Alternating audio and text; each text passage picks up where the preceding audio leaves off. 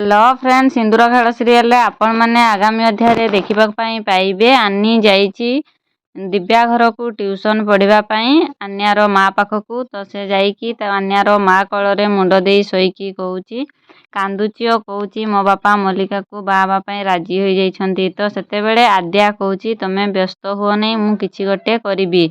से समय मल्लिका जाइची आनी को आनिबा और ठीक से कथबार्ता होउथबा समय पहुँची जाइछंती और आद्या को रागुचंती मो पुओ को तू कथा कहबार तो अधिकार देला किए मो पुओ को तू छाड़। तो सेतिकी समय रे दिव्या कहउचंती जे ओ तू जहा को पुओ बोली कहउचु सीए तते माँ कहबा नाराज होची। एतिकी समय रे मल्लिका दिव्या ऊपर को हाथ उठेइचंती ओ आद्या ता हाथ को धरी दउचंती ओ कहउचंती तू एटा स्कूल भावनी ए होची मो परिवार रे मो घर लोकों को तू हाथ उठेबा साहस कलु केमिति तुम विद्यालय रे तुम साहस करिवो किंतु ए होची मो घरे तुम कथा कहबार अधिकार नहीं।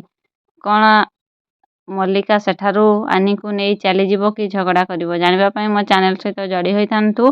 चैनल रे नुआ करी आसीथिले चैनल को सब्सक्राइब करि दियंतु और पाखरे थिबा नोटिफिकेशन बेल को क्लिक करि दियंतु जहा फल रे सिंदूर खेल सीरियल रे आगामी अध्याय रे कोन हबो आपण माने जानि परिबे। वीडियोटी भल लागिथिले वीडियोटी को लाइक करंतु निज फ्रेंड्स को शेयर करंतु।